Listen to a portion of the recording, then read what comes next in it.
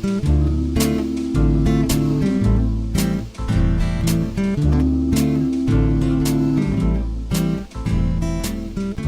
the New Arts and Media Studios in Milwaukee, it's The Log. I'm Charles Bursell. Oh, it's Monday, February 1st, and you and I haven't spoken now for a couple of weeks. We took a couple weeks off over here because I just couldn't. I just couldn't deal. It was just before inauguration when we spoke, the Monday before, or the Friday before. So I thought, okay, looked at the calendar, looked at the news. I thought, what else can happen here? It was right after the, just to put myself back in the frame of, if nothing else, put myself back in the frame of where we were.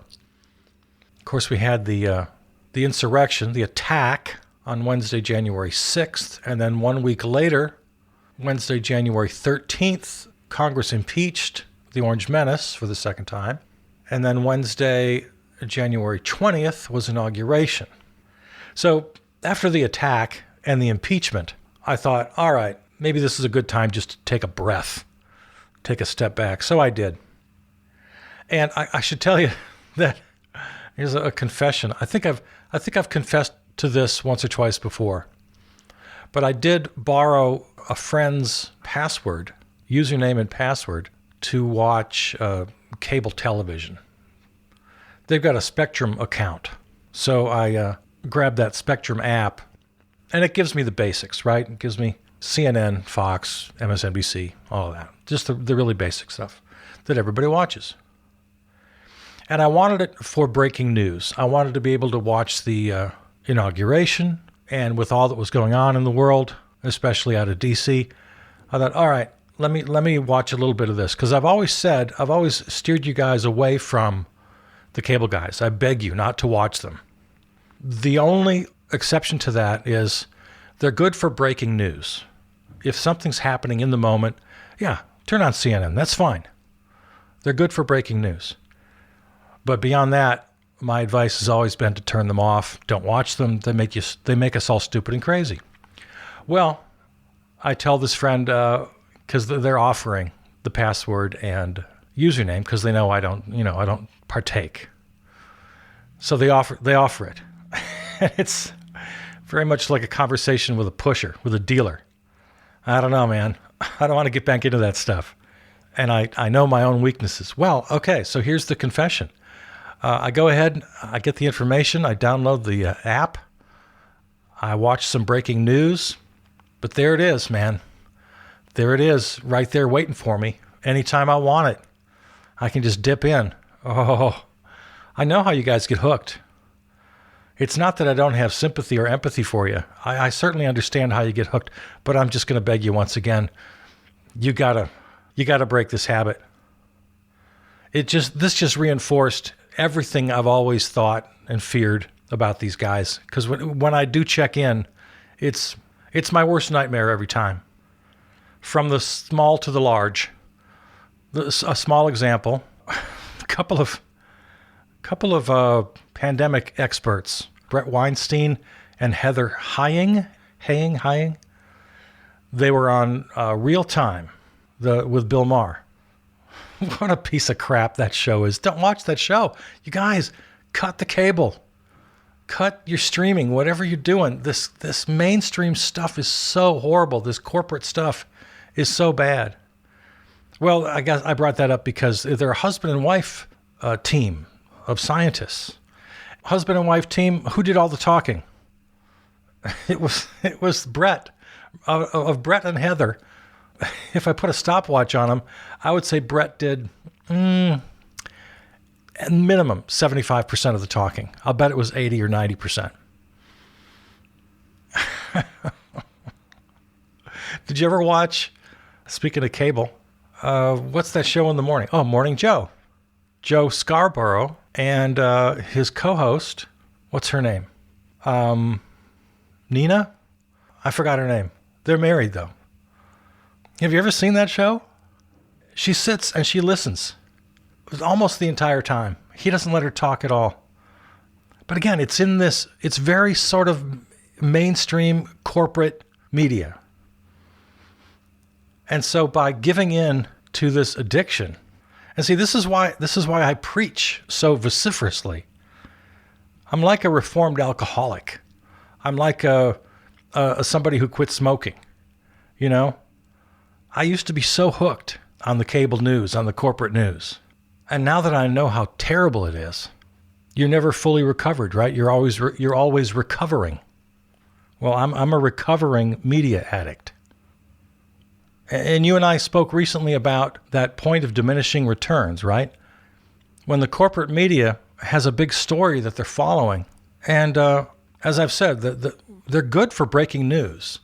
They've got all the tools they need. They've got the reporters and the cameras all around the world, and they can get you that breaking news. That's pretty good.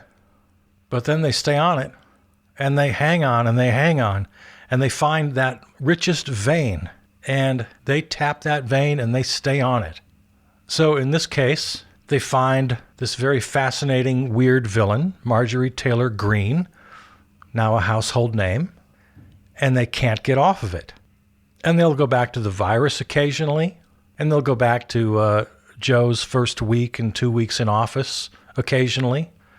But they'll just keep driving on those 2 or 3 top stories. They'll go into every minute detail. They'll go into deep speculation. They'll get all the experts. They'll get all 7 or 8 or 9 panelists at a time. And it just becomes this ridiculous entertainment. So, yeah, for a few days I relapsed. I took the 2 weeks off, hoping to find some solutions, some answers, some peace. I really needed a couple of weeks. Having some kind of midlife crisis. I was feeling depressed. I was feeling overwhelmed by the news of the world and my place in it. And so, all right, I'm going to take a couple of weeks. And then I find myself for a few, well, not for the entire 2 weeks, but for a few days, kind of back into my junkie world. But all it takes then is, a quick little tune over to my home station, WXRW River West Radio in Milwaukee. Community radio. Now I've got fresh voices. Now I've got real people talking. Now I've got soul, truth, intelligence. I've got Democracy Now! With Amy Goodman. And the contrast, oh my God, when you put them right next to each other. When you spend an hour on CNN and all the talking heads beating dead horses, and then you flip over to Democracy Now! With Amy Goodman, and the difference couldn't be more stark. Information both wide-ranging and in-depth. Important perspective. A range of issues that are important and still out there, even though the commercial media has zeroed in on just those couple of sensational stories. They're going to get the clicks. Oh, hey, I ran across an article that I enjoyed. It turns out I'm not a boomer after all. My whole life, I've labeled myself as a boomer because that's what they told me. Everybody up until 1964, I think, is the cutoff line. But this article says that I'm not a boomer. I'm part of Generation Jones, they call it. Roughly between 54 and 64. There's no hard and fast dates on this kind of thing. But it points out something that I've always felt myself, and that is that I didn't relate to my older brothers and sisters. I have several older brothers and sisters, the oldest being about 20 years older than I am. And they really, and all of my older brothers and sisters really came of age in the late 50s and 60s. Those really formative years, right? Those sort of teenage years, go through high school and maybe start college or start a job or something. Now, those are the boomers. Cultural historian Jonathan Pontel actually coined the term Generation Jones about me and my contemporaries way back in 1999. This is the first time hearing of it because somebody decided to write an article about it. And according to this guy, again, Jonathan Pontel, cultural historian, looking at all the factors, this particular cohort doesn't really fit among the boomers for the reasons I just said. Also doesn't really fit with the Gen Xers, but are sort of kind of a sub-generation. Pontel, who was born in 1960, I'm reading now, had a primary thesis. While the 1960s may have impacted him and his contemporaries, they were not shaped by the historic events that shaped baby boomers. In particular, Vietnam, Woodstock, and hippie culture. In other words, Jen Jones was wide-eyed in the 1960s, not tie-dyed. All right, so nice little play on words there. So I invite you to look further into this. I'm not going to go into great detail. I think I shared it on the Facebook page, as I usually do. Go over to the Charles Purcell Facebook page and like it if you haven't yet, and find this article on Generation Jones. Yeah, I'm happy to have this little title, and I'm going to embrace it. Now, I was a kid in the 60s, like a little kid, and since I had older brothers and sisters, I'm familiar with the whole boomer youth culture. My older brothers and sisters were teenagers, and they were bringing it into the house. So that was pretty great. I felt I had a nice advantage. In fact, I think I've spoken about this before. I was one of the younger of a large family. So my parents were older than the average parents. I think my mother was 40 or 41 when she had me. My dad a couple years older than that. So their cultural influence was the 30s and 40s. There were kids in the 20s. They were coming of age in the 30s, young adulthood in the 40s. So they brought all of that influence into the house, especially when it comes to music. And this I think you and I have talked about before. My mother had a piano bench filled with music of the 20s and 30s when she was learning to play the piano, and a pretty nice record collection that spanned the big bands in the 40s and crooners of the 50s. So I had all that influence in the house, not to mention the fact that I lived in a very small town that was kind of stuck in the 1930s in many ways. So that's how I grew up. But then I had my brothers and sisters bringing the 60s boomer culture, teenage culture, into the house with all of their friends and the fashion and the language and the music. Oh my God, the music. So I always considered myself a pretty lucky guy. I had a pretty good handle on both of these cultures. And here I am in the middle, and I can now call myself Generation Jones because for the first time I'm hearing this moniker. Have you heard this one before? This is new to me. So what have I got, culture-wise or politics, as I'm coming of age in the 1970s? I got the end of the Vietnam War, not the beginning, not the tumultuous middle and all the protests. No, I got the very end. I got the helicopters flying off the top of the building. I got Watergate. I got the bicentennial. And then musically, got the age of the singer-songwriter, Carole King, James Taylor, those guys.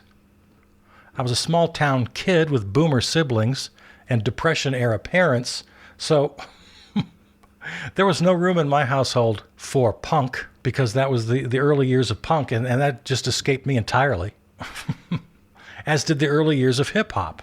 No, I just wasn't aware.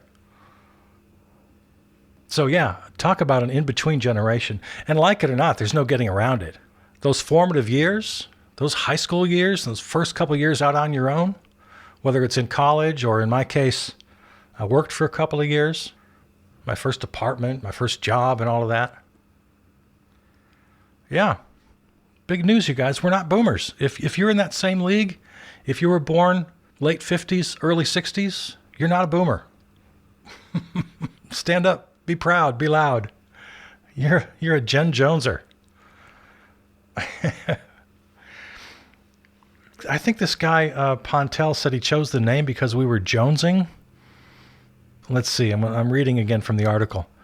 Pontel decided on the name Generation Jones to identify the cohort.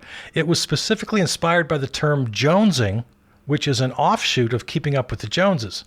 It essentially means craving or yearning and ultimately honors the desires of people born in the late 50s and early 60s who craved a better quality of life. After all, they came of age and entered adulthood during the mass unemployment of the 1970s and 80s. Yeah, that's another thing. Boomers are often criticized, and I think rightly so, especially by millennials, who say, oh, boomers, you had it so easy. When you were coming up, The economy was good. You could buy a house. You could buy a car. You could get an education. You could have a job. And, I never felt comfortable with that analysis either, if I identified as a boomer, because I didn't have that. By the time I was out looking for work, it was actually kind of tough. We had inflation and unemployment and gas shortages. Anybody, look in your history books. The long lines, miles-long lines of cars lining up for gas, which was literally rationed, if you've forgotten or didn't know.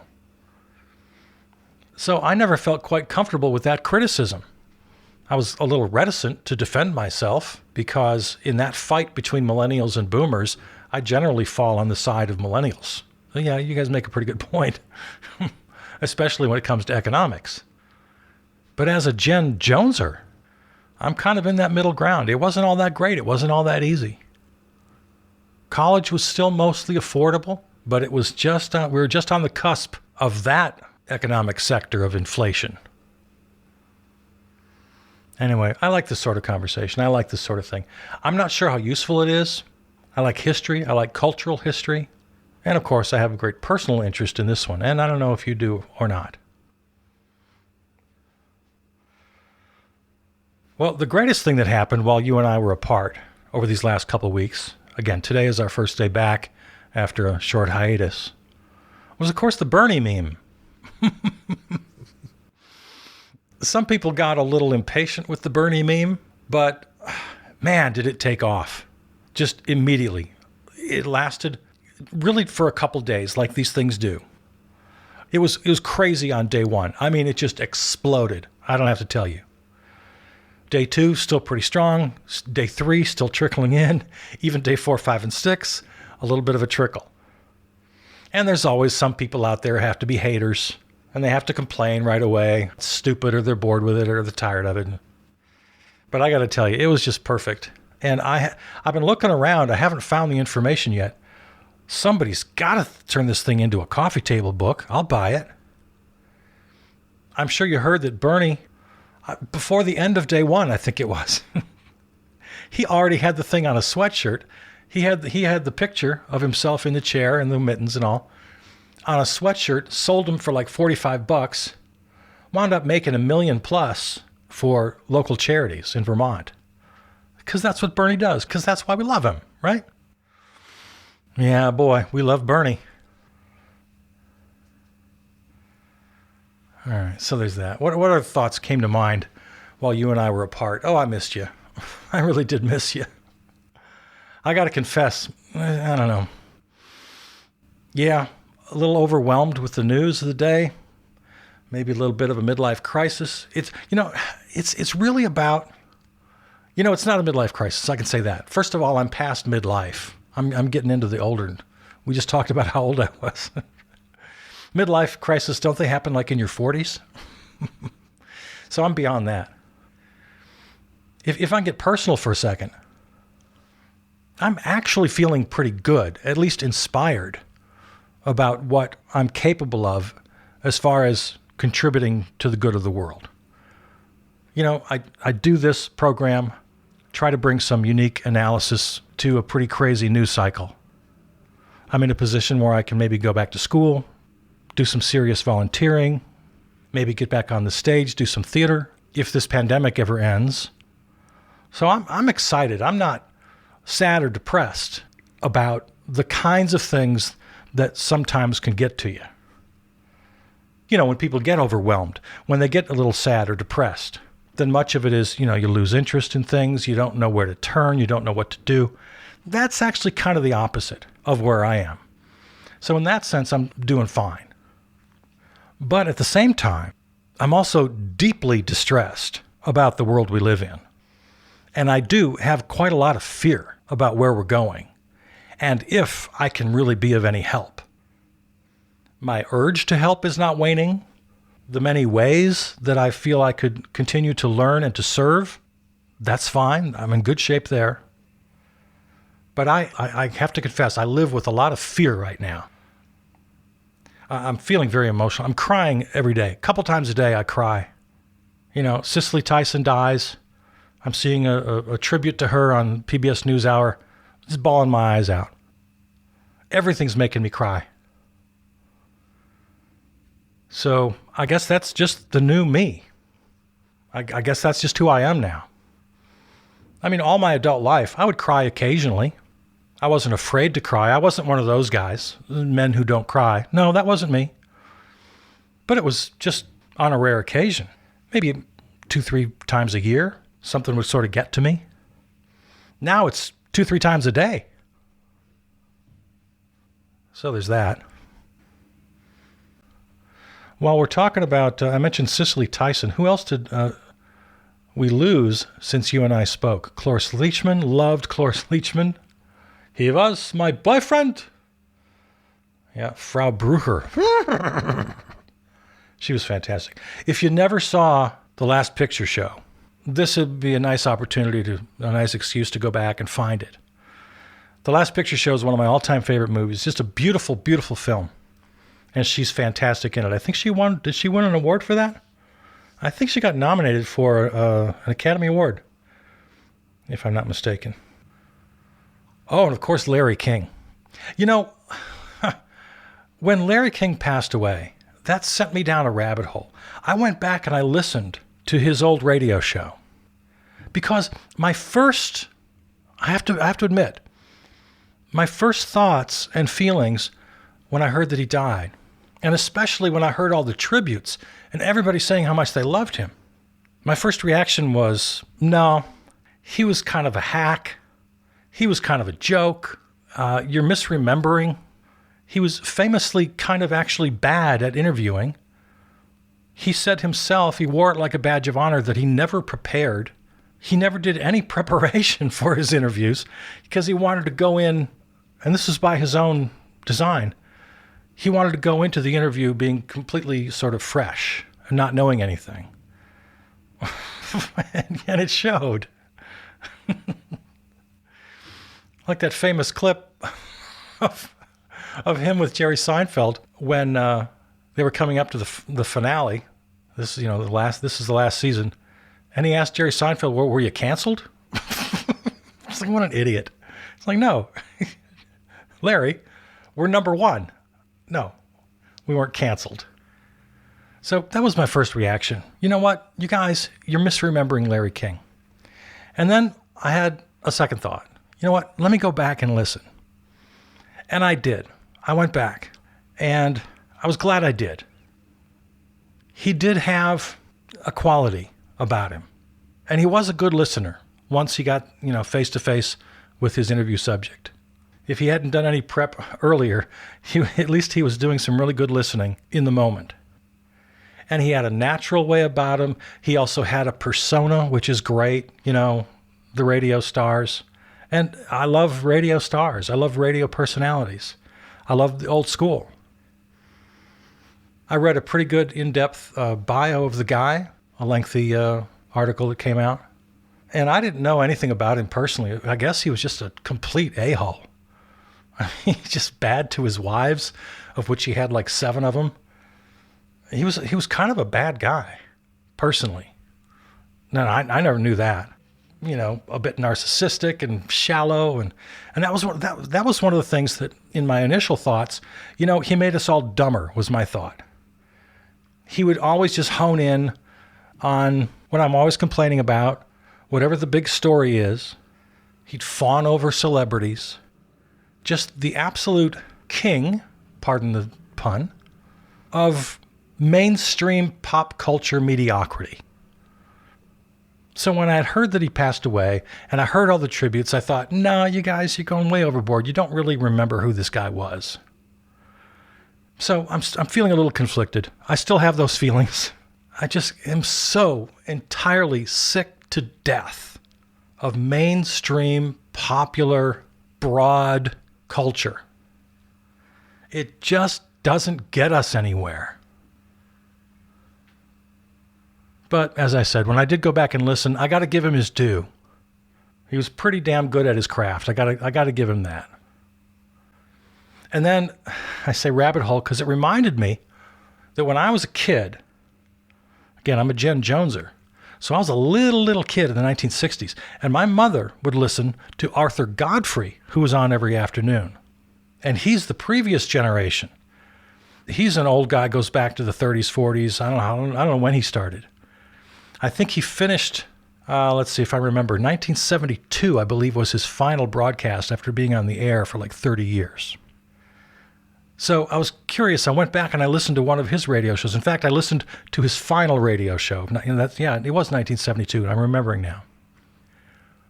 And I tell you, if you're a fan of this sort of genre, sort of classic personality radio, or if this is the first time you're hearing about this at all, Arthur Godfrey was a master. But there again, like Larry King, never really challenged anything. You don't challenge the status quo. You're the guy next door, and as sort of beautiful and comfortable and wonderful as that is, I still have some deep resentment of these guys who made the mainstream so acceptable. And I had these really conflicting thoughts about what I'm trying to do as I speak to you every day. Should I be this comfortable guy who just makes you feel better? I suppose there's something to be said for that. The whole comfort food kind of thing. But damn it, the world is so seriously f***ed up. How does anybody in good conscience do that? So as much as I really love and admire the Arthur Godfreys and the Larry Kings of the world for their ability, for their skill, and I do, it's a tremendous gift, and it's a tremendous talent. There are just, you could count on one hand the people who are capable of that kind of connection. It really is a beautiful thing. But at the same time, I can't let go of the resentment that you're keeping us all dumb and you're keeping us all... There's an expression. I'm going to paraphrase because I don't remember exactly. And I don't remember who said it. Well, here, let me look it up. Okay, I'm back. There was a quick edit there you didn't hear. Jiddu Krishnamurti is an Indian philosopher. And the quote that I always remember but can never... I always have to look it up to say it right. It is no measure of health to be well adjusted to a profoundly sick society. See, and that's what Larry King did. That's what Arthur Godfrey did. That's what a lot of people do every day. You're paying $120 an hour to some psychologist. They want to make you happy and well adjusted. But Krishnamurti says it is no measure of health to be well adjusted to a profoundly sick society. So this is the fine line I walk. Every day you and I get together. I want us to be radio pals. I really want you to feel well. I know I myself, I want to feel well. I want to feel happy. I want to feel like I'm making a difference. I want to recognize the ills of the world without becoming cynical and jaded. So that's where we are, and those are just some of the thoughts I've had over the 2 weeks you and I were apart. I need these little daily sessions for you and I to share this stuff on a daily basis, not let it pile up. All right, lots to get to, lots to talk about. We will continue this tomorrow and every day going forward. And I wish you well. I wish you the best. I love you. I'm Charles Purcell.